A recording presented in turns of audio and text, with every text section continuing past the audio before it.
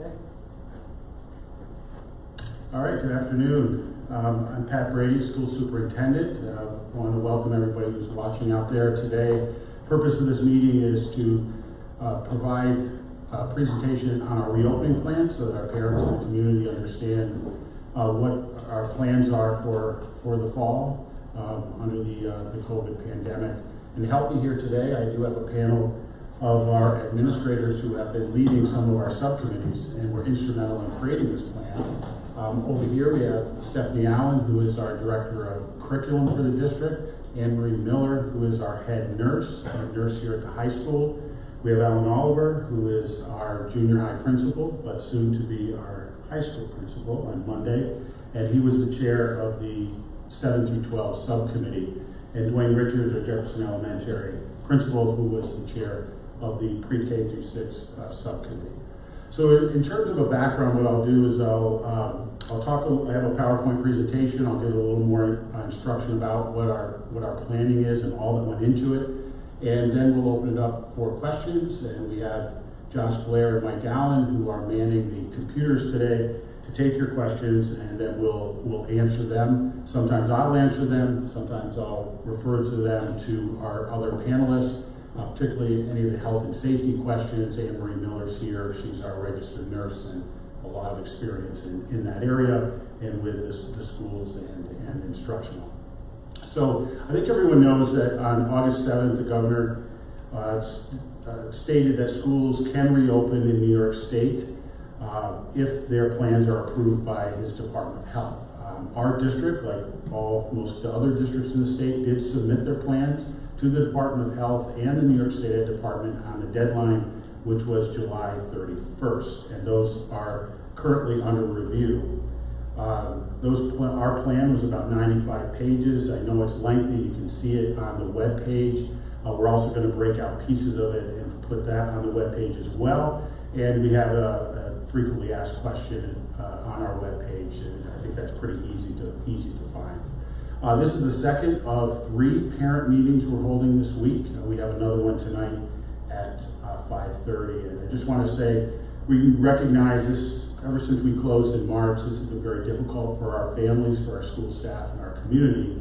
We've all been working together to provide the best quality education that we can for our students and for our families. And we appreciate all of the support and the patience that we've seen from our community. So, Stephanie, I think you're going to man the PowerPoint for me. First of all, let me get my slides up here. So, just to acknowledge, we did turn around our education system in about a week in mid-March to go to all remote learning as a result of the pandemic. And you can see the list here of all the people we need to thank for their hard work and the work that continues to be done both by our community as well as the different people who help put our plans together, and that is much appreciated. So, conditions for school reopening. The governor has set those very clearly. If we are in phase 4 metrics, that would include daily infection rates of 5% or less over 14 days, and then schools can open. If it's greater than 9% based on a 7-day period after August 1st, then schools would need to close. We also have to have available equipment such as masks, and in some cases face shields and gloves. We have to have the ability to look at potential local surges. We do follow the metrics from this local public health. We know that there's a couple of active cases in the county right now, but by and large, we've seen a reduction in the infection rate now over the last couple of weeks. The ability to also screen is in place. We'll talk about that. Train our employees, train our students, and have a strong communication plan. Our guiding principles is safety first. Safety first for our staff, safety first for our students. You'll hear a lot about safety today, and I'm sure you have a lot of questions to us about keeping your child safe. We also need to be sure we protect the students' right to learn. And learning this fall is going to take place in many venues, as you'll see.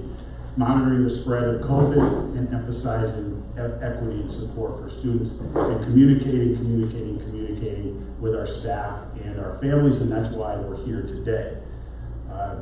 And we can't discount the importance of social emotional well-being for our students and our staff through this pandemic. So our operational foundations are ones that if we follow these foundational principles, that we have the best chance to keep COVID out of our schools. And it's got to be a partnership with the parents. We need you to be supporting us in this. We need you to be showing your students, children, about mask wearing, about hand sanitizing, about hand washing, about keeping 6-foot distance. That partnership on just those key elements will go a long way for us to keep everyone here safe. Our key pillars are around transportation, safety, physical distancing, and learning. With our busing, we will be providing busing. We know through our parent commitment form that many of our parents have decided that they'll transport their children to school. We appreciate that. If you have the ability to do that, that keeps the pressure off of our buses. But as students get on the bus, they need to be wearing a mask. There'll be one per seat so we can keep them social distance. And we will be soon putting together our bus routes based on all that. When students and staff come to school, there will be masks and facial coverings at all times. We recommend the frequent hand washing and sanitizing. We're going to limit non-essential volunteers, and we're going to screen. We'll talk about a little more about screening in a moment, and a lot of training. There'll be signs up around the school for social distancing. We have already started to set up our classrooms for 6-foot social distancing in phys ed and music classes that will need to be 12 feet. And we'll have signs in terms of traffic flow, much like you see in a supermarket or other public places. And then with learning, we'll talk about the 3 models of hybrid, in-person hybrid and online learning, and also social emotional learning.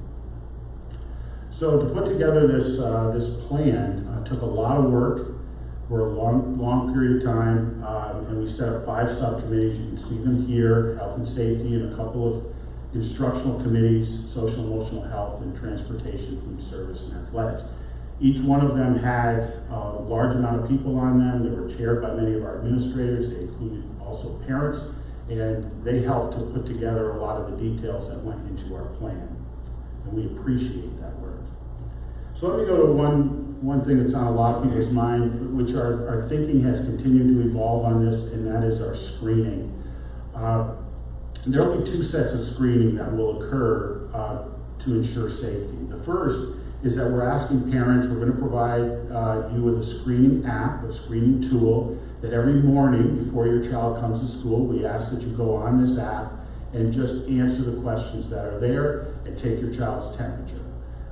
Temperature needs to be below 100. You need to check to see if they have any symptoms of COVID, and also answer questions about whether they've been in close proximity with someone who has tested positive or may have symptoms of COVID, whether they've tested positive based on a diagnostic test, or whether they've been to any of the states that are currently on the list of no travel with a travel advisory.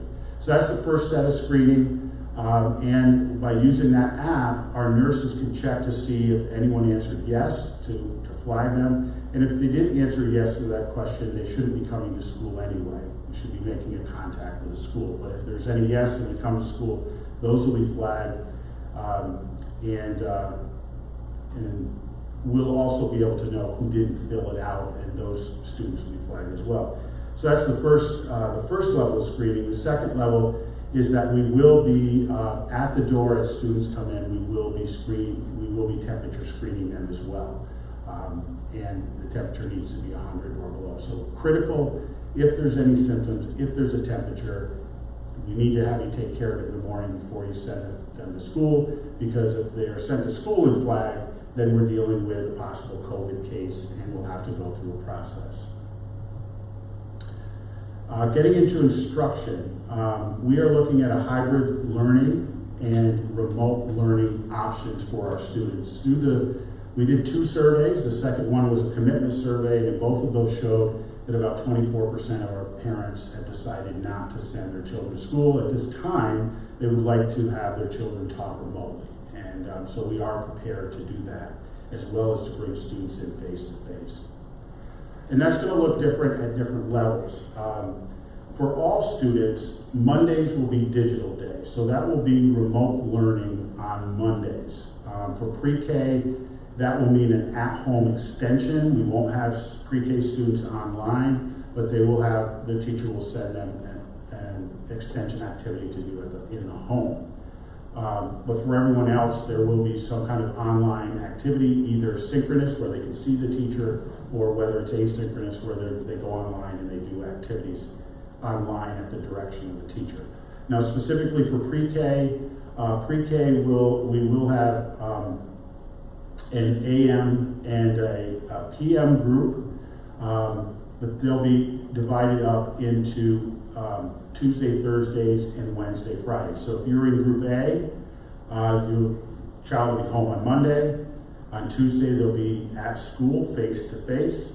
On Wednesday, they'll have an at-home activity. They'll be back in school on Thursday, and Friday will be at-home activity. If you're in B group, you can see here that their face-to-face is on Wednesdays and Fridays in school. Again, if we could bring everyone back, social distance them appropriately, we would do that. We cannot do that with our facilities. Most schools cannot, and that's why we have to split them up. For kindergarten, which is normally all year long, will be half days. There'll be an AM group and a PM group. So our kindergartners will be in school except for Mondays, because that's a digital Monday for everybody. But Tuesdays through Fridays, they will be in school either in the morning or the afternoon. Our grades 1 to 2, these are our early readers. It was important that we also were able to get them in more face-to-face, and so beyond the Monday digital day, they will be in school Tuesday through Friday in their classrooms for grade 1 to 2. And then in grades 3 to 12, again, digital day on Monday, and then they will be separated into A and B groups. The A group will be in school on Tuesdays and Thursdays face-to-face. On their opposite days, Wednesdays and Fridays, they will be, depending on their grade, depending on their teacher, they will be either doing synchronous, where they're following their schedule, like at the high school, they may be following their schedule on that day that they're not in school, tuning in to the teacher's classroom, class by class, or it could be that they are doing an elementary, it could be they're tuned in for part of the day for an ELA math lesson, another part of the day we'll have to do other work that's on the computer, but that will be the A to B day. On Wednesdays are B students, and they'll be, their face-to-face days will be Wednesday and Friday, and their digital days will be Tuesday and Thursday.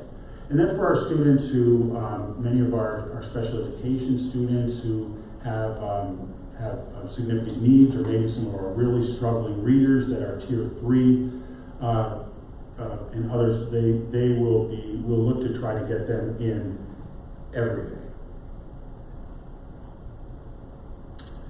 I also mentioned that our Seaway Tech, for our high school students, 11 and 12, we're going to Seaway Tech.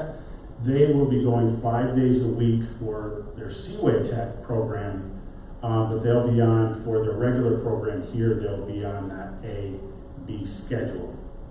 And our students who go to BOCES programs for special education will be going to those programs 5 days a week. In their particular case, most of them go to Potsdam. They'll be in that Potsdam program, and we'll provide that transportation every day. And then we have our parents who have chosen for remote instruction for their students. They will not be in school face-to-face at all based on that choice, and we will be providing the same kind of digital day, A-B hybrid schedule for them if they have chosen remote. I mentioned the special services. Our special services continue. We will follow the child's IEP. We will provide their speech counseling, OT, and PT, although some of it may be virtual. And we also know, as I mentioned before, as social emotional learning, it's important that we take care of students' health needs, social and mental health needs. Those were significant needs with many before COVID. It's been aggravated by COVID, and we do have a plan for training faculty and staff to talk to students and support them, providing a needs assessment to identify any students who need that support, providing virtual and in-house counseling for that support, connecting with outside agencies. We have a great relationship with local mental health, and we'll have people and resources available for them. We will once again be distributing Chromebooks to students. We'll provide hotspots in the community for them to access if they don't have access at home for internet. And we're also working with the BOCES to see if we can set up a network for those families who do not have internet so that students can have access. For food service, we will be providing a hot and cold lunch during the day. For the most part, meals are going to be in the classroom, where they'll get their meals and come back to the classroom. We will, on Mondays, be distributing food to families. If they're remote learning and they qualify for free and reduced lunch, they will pick up their 5-day meal pack. If they're on the AD schedule, they can pick up a 3-day meal pack. But unlike what we've been doing since March, we no longer have a waiver from the U.S. Department of Agriculture to just allow that to any student under 18. Now we have to check to see if they're on the list for free and reduced. Now, if you're a family that haven't been on the list for free and reduced and think now that you might be qualified, I would suggest that you contact our food service director, and we'll provide you with the paperwork for that. And a lot of this is going to be on a grab and go format, so that there's less of where students are mingling together, grabbing things. It will be more that our employees will be putting things on students' trays, and they'll be heading back to their room. Athletics are currently, we're still under the fall sports would begin September 21st. Regional championships, state championships, unfortunately, have been canceled. Sports is a big part of our culture, a big part of our community, and like instruction, we're very concerned and want to get our athletes back on the field, in the arenas, etc. But that's really out of our hands at this point. They are looking at, if we don't have fall sports, it tentatively could be a condensed 3-sport season beginning in January. But really, at this point, all I can say is we're waiting for more information on that. Our facilities, I've mentioned this a bit. We're continuing to, we're going to be putting up markers. We're going to be social distancing. We're going to be, we purchased a lot of masks. We're putting up barriers around certain areas, like our clerical staff and also our food service, in order to keep them safe and keep students safe. We're continuing to build up our supplies. We're closing down our drinking fountains. Will now be the water bottle fill stations. If you want to have your child bring in their own water or water bottles, that would be very good. We're looking at our HVAC equipment for airflow, filtering, and we are upping our cleaning and disinfecting of our rooms and keeping logs of that. And finally, our next steps will be, we're going to continue to have a reopening committee meet. Now we're shifting to the building level and preparing our buildings, preparing schedules and our facilities, and we'll continue to communicate with our parents and have these types of discussions, and we'll be sending out lots of information before the start of school. Our superintendent conference days, we're going to have 4 of them this year instead of the usual 2, in order to provide for this additional training that needs to be done, and then school will begin for students on the 8th. So that is a lot of information. So I think what we'll do now is, Mike, open it up. If there are questions starting to roll in, So far I've only got one. For the kids that had to stay after last year for extra help, what will they do this year? I'm thinking that might be a secondary question. Do you want to try that one, Mr. Roger? We will not be able to run a 3 o'clock bus this year with transportation in the hybrid model, so that 2:30 to 3 o'clock extra help period at the junior high and high school won't happen. So what I will tell you with that is you just need to be communicating with staff and principals to let us know if your kids are having issues, and we'll figure out ways to give them additional support both in either in the hybrid or a remote day. It's just a matter of communication. If you have a child that's struggling, all you need to do is let your principal know. Thanks. Yeah, we've had some conversations about maybe some online tutoring with some of our students, and maybe some of those student teachers out there, field experienced teachers, up and coming teachers might be able to give us some help, but it would be online. Couple more just came in. If a Monday is a holiday, how/when will food be distributed?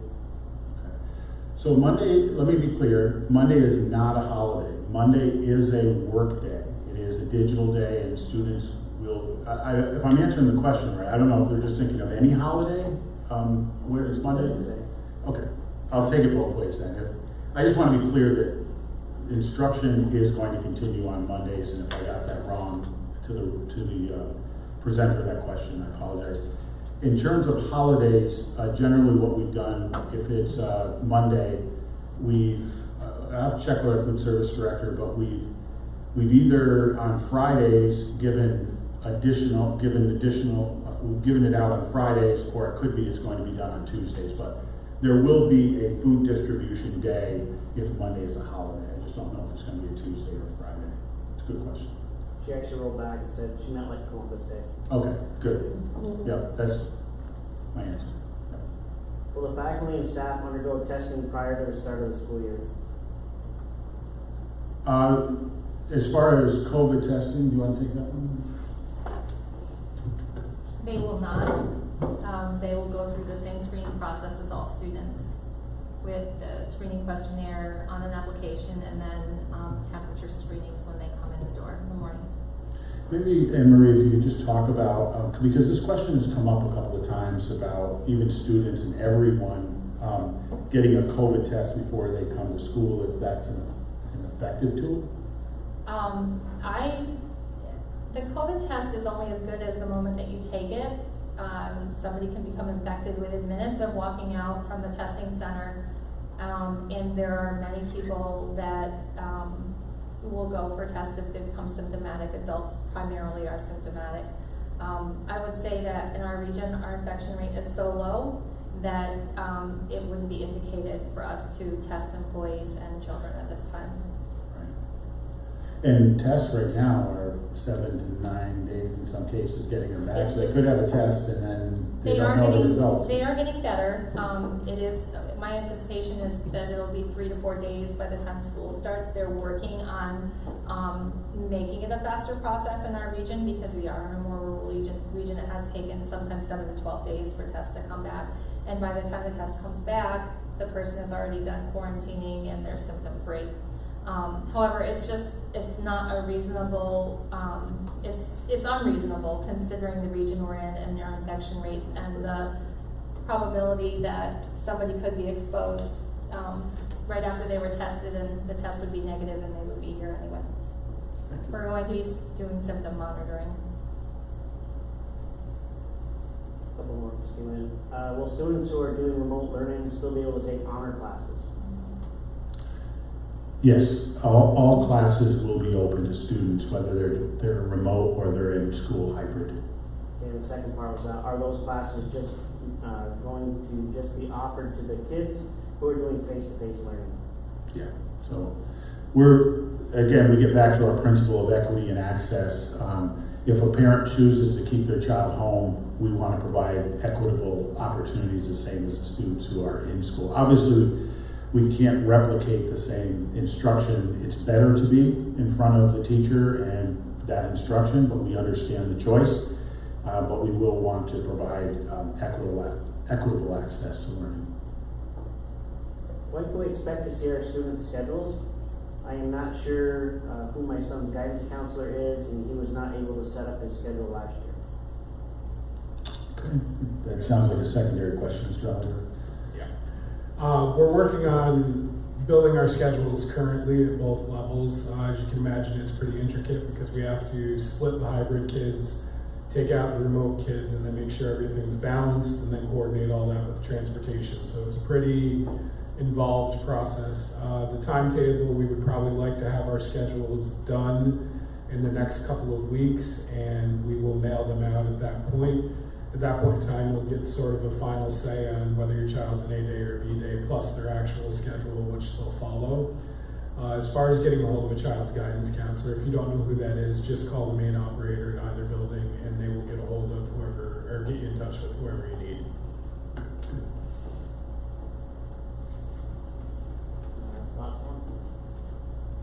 And we'll give it another second in case somebody wants to ask a question.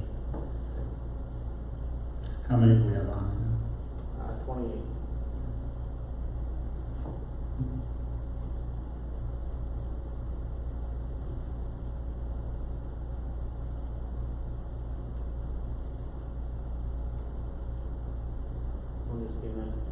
Yesterday's sanitizer was called OTC meds and needed a doctor's note. How will the district dispense and require an OTC medication without parental consent? Will there be a form? Yeah, I'm turn my microphone off, so there you go. Actually, the medical director has signed a standing order similar to our epinephrine and our Narcan orders that we use district-wide in every building. The school mailing for the health office will go out at the beginning of next week, and in that you will have a letter from Dr. Romley, who is our medical director, describing the protocol for hand sanitizer. If you do not want your child to utilize hand sanitizer under the discretion of district staff, you need to notify the health office of that child's school in writing, and we will provide them with hand washing opportunities when it's necessary. How many hours a remote learner is expected to do school each day? You want to answer that one, Fran? So if it's, I can answer it on behalf of the elementary.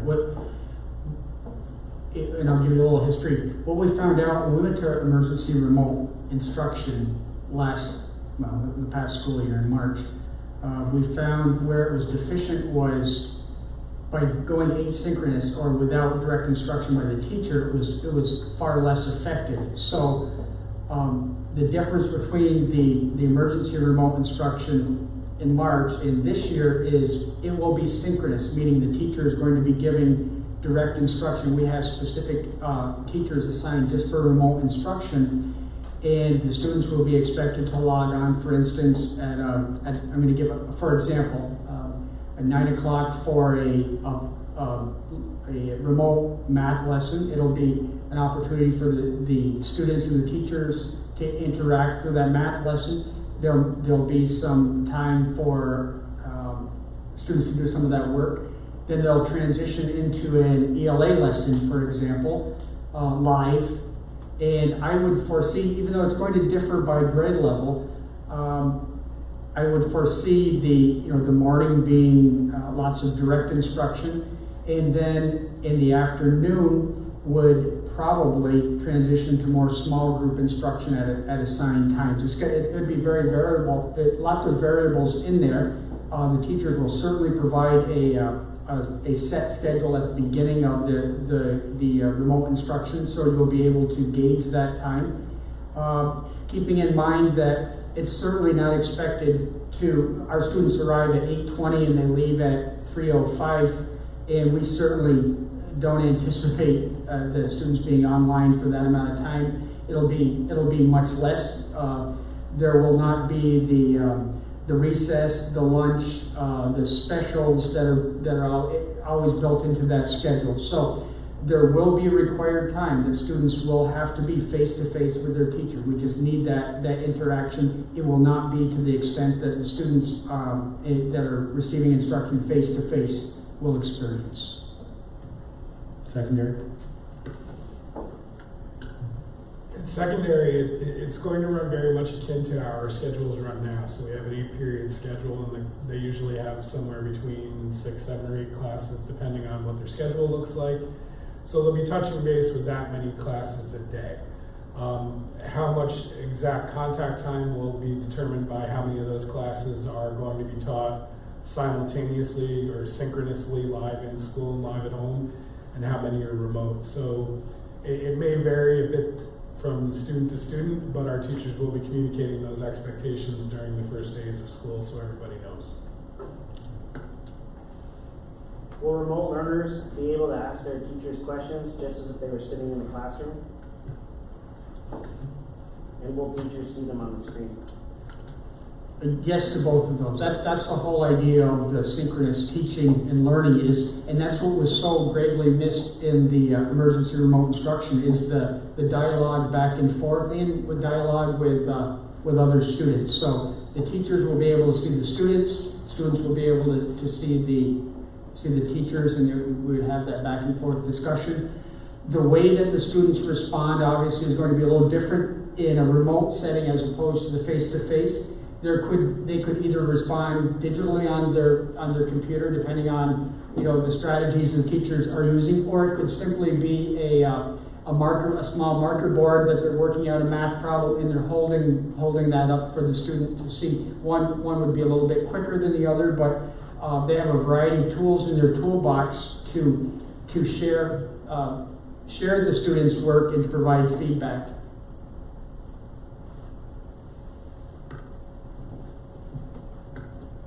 On Monday, the digital day, will it be like the end of last school year, where students complete the work on their own time, at their own discretion, during the day?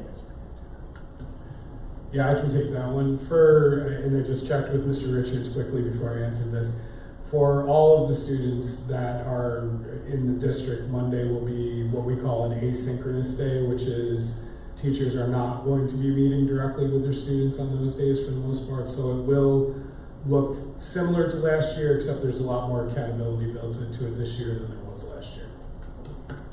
I'll add a little bit to that. Just like during the remote instruction, occasionally a teacher would call the group, and it certainly would be optional, but they'd call the group together, anybody that wanted to join up for a synchronous, sometimes there are digital games that they could play for review.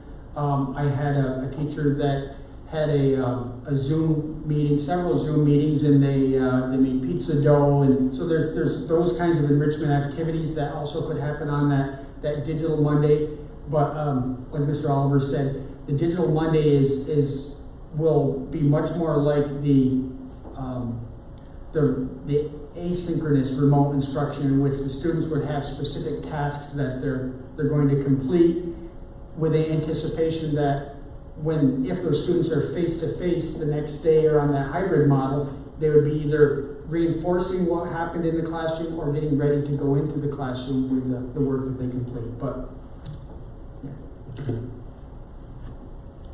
Will remote learners still be able to participate in band?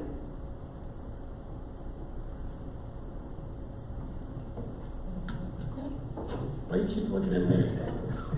It's a band question. Short answer, yes. Long answer, we're still working on exactly what that's going to look like. Because band is going to be different. We're not going to have large band groups. Correct. At the two different levels, junior high, and even at the two different levels, band is liable to look different between junior high school and high school, having to do with space requirements and the mandate for 12 feet of social distancing if you're playing an instrument. But the short answer to the question is we don't want to deny an opportunity for a student to participate in music at any level. It goes back to equity, as Mr. Brady talked about earlier.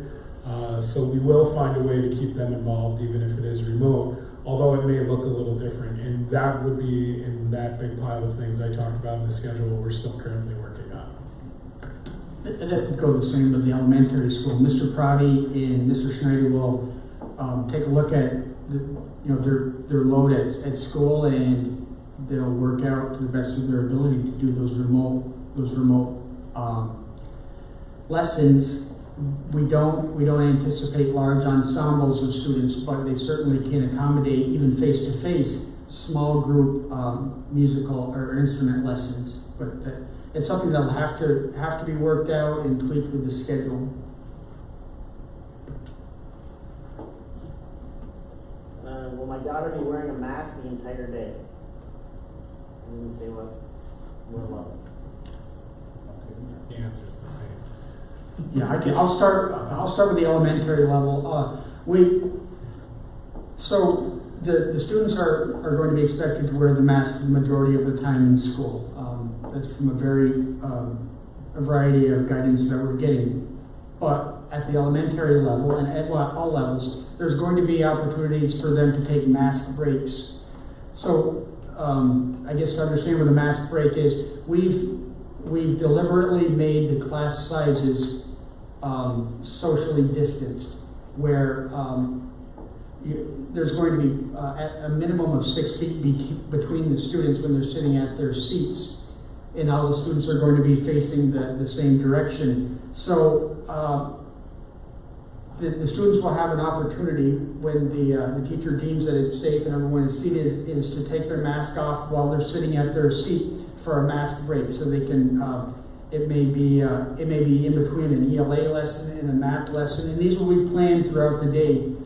I know we've gotten lots of concerns about the younger students, especially. So I would anticipate that the students are going to have to build up their stamina to having the masks on, and we would ask the parents to help us out right now as they, if they're getting ready to come back to school on the Tuesday, Wednesday, Thursday, Friday, or a hybrid model, is to get the students used to wearing the mask. And one of the suggestions would be, if they're happen to be watching TV or working on the computer, some kind of downtime like that, is to have them wear the mask where they get used to having that on throughout the day.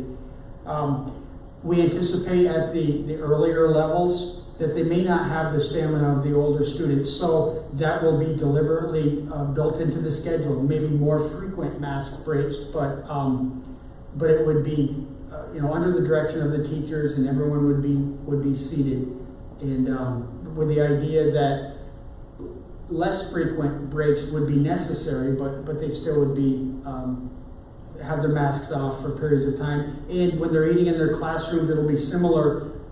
When they're eating their lunch, when everyone is seated, they'd be able to take off their mask for that period of time while they're eating and placing it back on.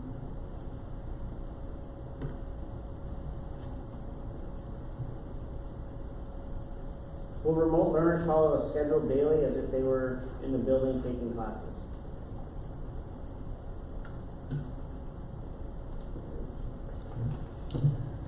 Yes, that would be the idea, because that is going to be the easiest way for us to move around between styles of learning if we need to throughout the school year. But generally speaking, when the student is in school and when the student is home, the student's schedule will still be what they're following throughout the day.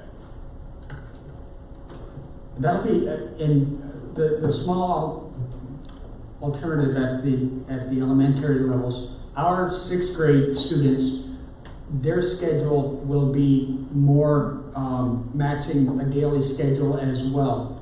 They're going to, so they would have an ELA time, they would have a math and a science social studies time, and that would be throughout the day. They'd have a specific schedule for that. And much more, that would be the one that's most closest to the junior high and high school model, as opposed to the K through 5 levels, which would the remote learning would take on a little bit more flexibility. This one's another band question. Will the students who are not currently in band or orchestra be able to join this year? I would say the answer to that again is yes. We don't want to deny opportunities to any of our students, regardless of which form of learning they take. But again, we'll need to have some conversations and figure that out as we go. What will a normal face-to-face day of school be like for the students? Will they be confined to one classroom for the entire day? Will they have specials, lunch, and recess? No, partly elementary, but recess. Yeah, I mean, for the secondary level, if you sort of start at the highest grade levels and work your way back, our juniors and seniors have the schedules that are sort of the most different, and they move around the most, so those students are going to have to move around the most. As you go down the line, you may be able to keep them in one place a little bit more frequently. I know at the junior high school, we are working on cohorting, so our students will be in the same room for maybe 4 or 5 periods out of their day, so they're only moving around a couple of times in the day. So we are paying attention to the guidance on that issue. They will have multiple classes, they will have multiple teachers. It's just depending on which grade level they're in, they may be moving around a little more or less. So at the elementary school, they're not going to be confined to their classrooms all day. We've gone out of our way to make sure that we've been able to cohort our students with their class, which means to minimize interacting with other classrooms. We'll be able to, in the event that there is something that we have to trace, we'd be able to do that, because they start out in their classroom at the beginning of the day. We have very nice small class sizes. Then, as far as we haven't worked out the logistics of breakfast, whether breakfast is going to travel to them or they're going to travel to breakfast. But the idea is they would be moving in their small groups in the hallway. We'll have paths, socially distant markers on the floor that, in the case of, if they have to go down for lunch, for instance, their class would be the only class that would be moving. They'd go to the cafeteria and return on their paths back to their classroom to eat. They will also be attending all of their specials. That was a priority that we didn't use those rooms so that we could still maintain the art, library, media, the music, and the PE. They'll all look a little bit different, and we've had to adjust some times so that those special area teachers can sanitize or take out of commission, some of the paintbrushes and those kinds of things, so that it's prepared for the next group that comes in. We'll also have recess, and we're still in the process of working on an opportunity for students to get out and get fresh air while we can safely social distance them. Maybe portioning out our playground or outdoor area so that we can do a variety of things, but also get some fresh air. So they will not be confined to their classrooms. They'll be moving about similar to a regular, as we know, a regular school day, just with quite a bit more caution and safety in mind. That was the last question. Last one, okay, we'll give it another few seconds. How many do we have on? 25.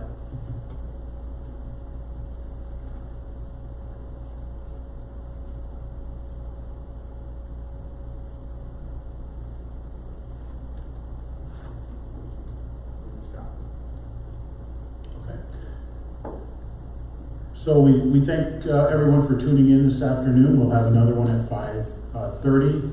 As you can see, we have a plan in place, and it's starting to get more detailed, but there are still some logistics that do need to be worked out. You're going to see a lot more information coming home from the schools in the next couple of weeks in terms of schedules and other information about COVID and processes and so forth.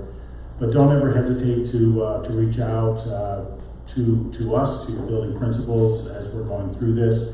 One of the things I didn't mention with the transportation is we are trying to line up across our pre-K through, well, mostly our K through 12 program, but if the families, so A days would be the first part of the alphabet, B days would be the second part, so that families who have older siblings in the upper grades will be home on the days that their younger siblings are there. So we're doing that type of logistics. We're setting up our bus runs, so you'll hear a lot more from us in the next few days. So again, thanks to everyone, and stay safe. We have one more question just came in. Okay. How will specials be graded in the secondary levels for remote learners? Specials being graded for remote learners. PE, health that we talked about. I know we're getting away from the pass-fail with those. Yeah, I mean, the grading will be typical. It's the assignments that might look a little different. So, those would be in that the logistics that we're still trying to figure out of, things like art, tech, PE, those courses like that. But, you know, grading, I would say, would run typically on a 100-point scale for their activities, although the activities themselves may have to be a little bit different than they're used to in a straight remote setting. Right. So we're moving back to the more traditional grading. We're also moving back to being sure that we're taking attendance, even for the remote learning. Not that we didn't track attendance in March through the remainder of the year, but some of these things like chronic absenteeism was waived by the state.